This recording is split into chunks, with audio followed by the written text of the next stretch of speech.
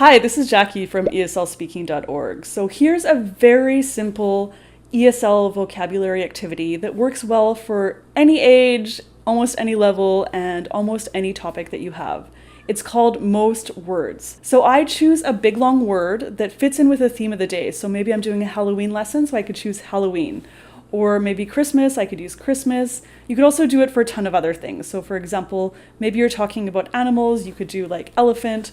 Anything really works as long as it has a good number of letters to it.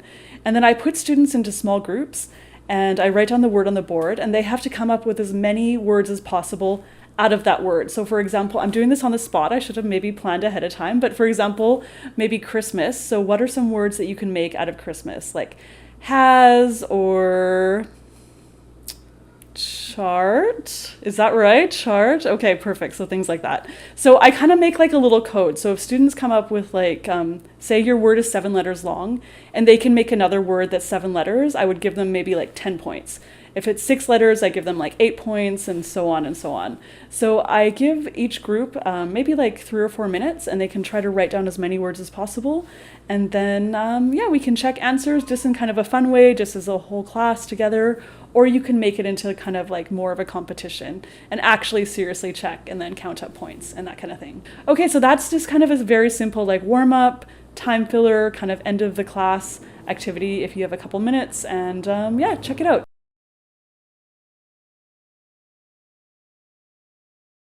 Hi, this is Jackie. So today I'm going to talk about a very simple writing activity, dictation. I know dictation kind of has this negative connotation to it. It is a bit old school, which I understand. It kind of comes out of like the grammar translation method of teaching English from I don't even know how long ago, hundreds of years ago, 1,000 years ago, something like that. However, I do think it does have value. So some of the reasons that I like to throw a bit of dictation into my classes is that it really helps students practice things like spelling, punctuation, including capital letters, question forms, that kind of thing, contractions, grammar, phrasal verbs, etc. So if you have a purely communicative class and students are just talking to each other, they may not even know things like capital letters or punctuation in English. Of course, it's important. If they're writing a business email, students have to know this kind of stuff. So that's why I like to focus on these things once in a while.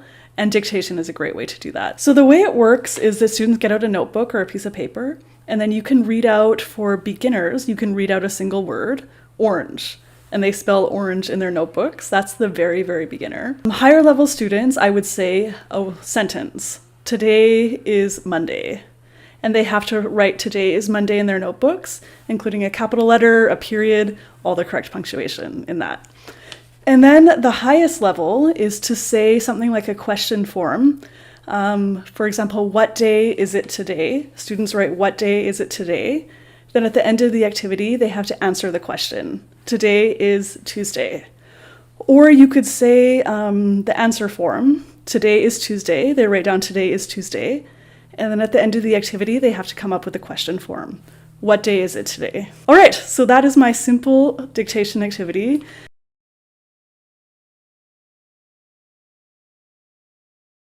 Okay, so let's talk about 2 truths and a lie.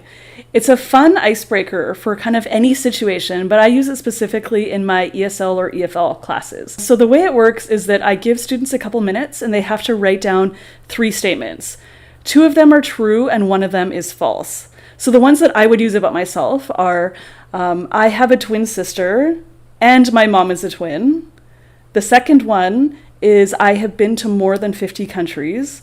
And the third one is, I've been bungee jumping 12 times. Which one do you think is a lie? I hope you guessed right. It is number 3. I've actually never been bungee jumping, but I do have a twin and my mom is a twin, all identical actually, which is kind of amazing. And I have been to a lot of countries as well. So anyway, I get students to do that. And then after that, I put them in small groups if we have a big class, or we do it all together if we have a smaller class. And then I get the other students in the group or the rest of the class to have about 2 or 3 minutes. I call it interrogation time.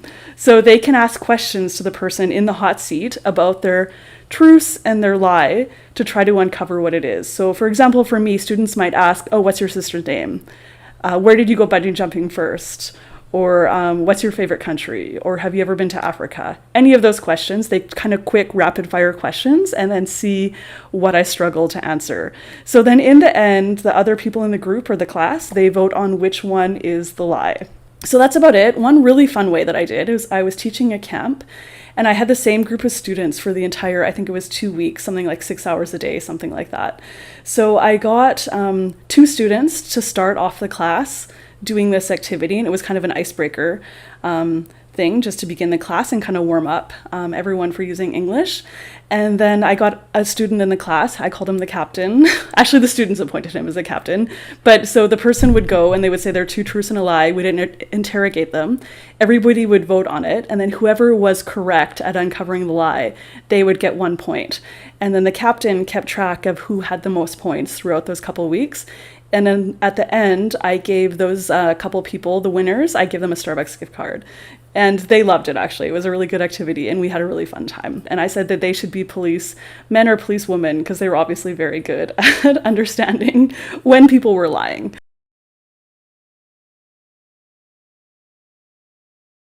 Today I'm going to talk about a very quick ESL warm-up that requires almost nothing in the way of preparation or materials. It also can be easily adapted to make it as easy or as difficult as you want, depending on the level of students. It's called Name 5 Things. So put students into pairs or groups of even 3 or 4, and then each group needs a piece of paper and a pen. And then you could say, name 5 animals. And then the first team to quickly write down 5 animals puts up their hand, and you can check, and that team gets a point. So that is a very simple one. Kind of a little bit more difficult would be name 5 farm animals. And the next level would be name 5 animals that are bigger than a car. So just as hard or as easy as you want to make it. There's also some other variations or some other options that you can do, and you can get creative, but here are just a few more ideas for you. So name 5 foods, or name 5 red foods, name 5 Christmas foods, something like that. Or name 5 drinks, name 5 cold drinks, name 5 drinks that you might get at a bar, something like that. So the sky's the limit. Get creative and use your imagination. And you can even get students to help you come up with ideas for this game. Hi, this is Jackie from ESLspeaking.org. So today I'm going to talk about one of my favorite ESL speaking activities called Just a Minute. So this is the ultimate activity for intermediate or advanced students to work on speaking and speaking fluency.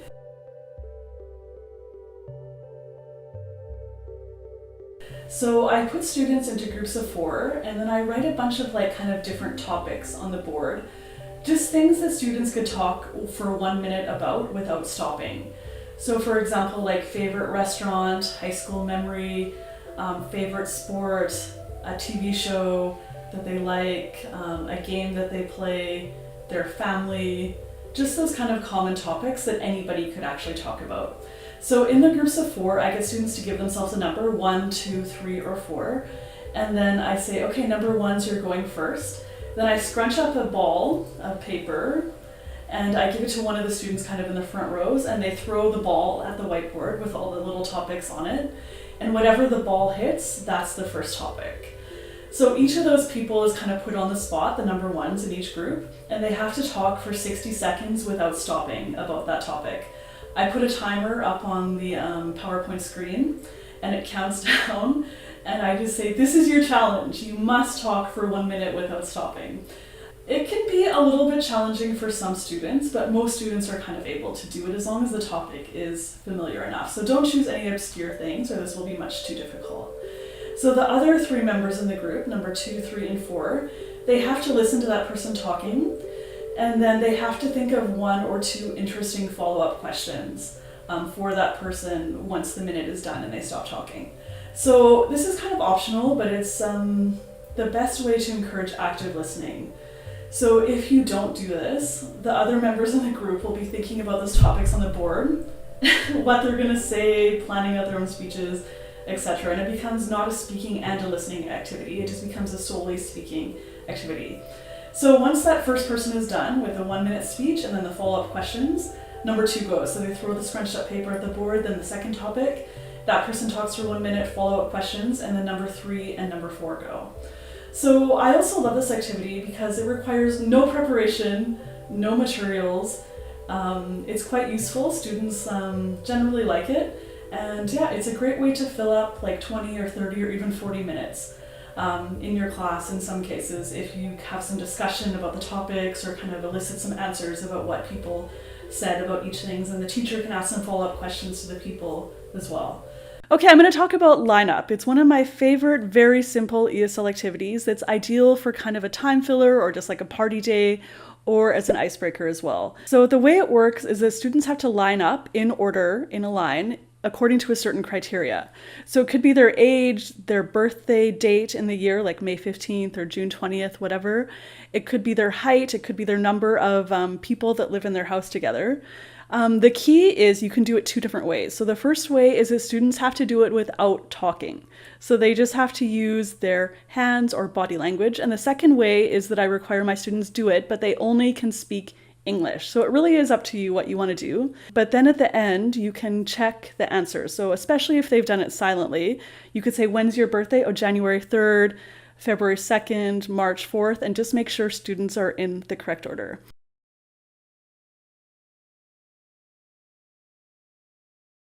Hi, this is Jackie from ESLactivity.org. So today I'm going to talk about just a very simple warm-up or review activity that you could use in your ESL classes. It's called Memory Circle. So if you want to use Memory Circle as kind of a name game, icebreaker, warm-up kind of thing, you could get students to say a true statement about themselves. My name is Jackie and I like cats. Then the next person in the circle could go and they repeat what they've already heard. Her name is Jackie and she likes cats. My name is Bob and I like ice cream. The third person goes, her name is Jackie and she likes cats. His name is Bob and he likes ice cream. And my name is Katie and I love shoes. Whatever it is, and you just go around in the circle. It's a really nice way for students to learn each other's names. And you can change what students have to say to basically anything, like you do what kind of food people like, what kind of hobbies, etc.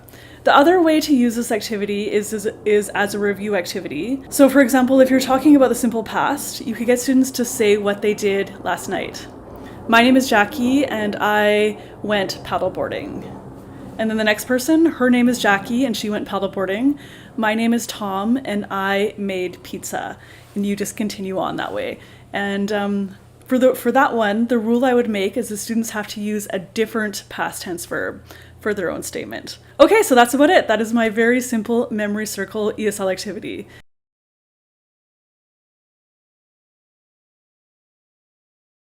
Round Robin Story is a very simple ESL writing activity. It's fun because it involves groups. So generally, writing is kind of a solo activity. That's why I like to try to make some kind of group or team writing activities just to kind of spice things up a little bit in my English classes. So Round Robin Story, each student has a piece of paper and a pen, and they start the story off with something. So it could be like a theme, or it could just be general, like leave it open, and they write one sentence. So there was a guy named Bob. And then everyone passes their paper, one to the left or to the right or in the circle or just however your classroom is set up. And then the next student adds a sentence. There was a guy named Bob. Bob went to the store yesterday. And then the students pass the paper along. And when this time is almost up, it depends how many sentences you want to add, depends on the level of the students and how much time you have for this activity. I'll generally say, okay, there's 2 more sentences left. Wrap up the story. So then they have to kind of like read the story and a little bit figure out how to end it. When all the stories are done and the time is up, I'll collect the stories and then I'll quickly read them out. Or you could have students just read the stories themselves. You could put them on the wall, something like that. Okay, so that is a very simple group writing activity you can try out in your ESL or EFL classes. For more ideas for teaching English writing, be sure to check out my book, ESL Writing Activities. I'll put the link up there for you. And if you like this video, please hit like, subscribe, and leave a comment and tell me your favorite ESL writing activity. Okay, until next time, bye everybody.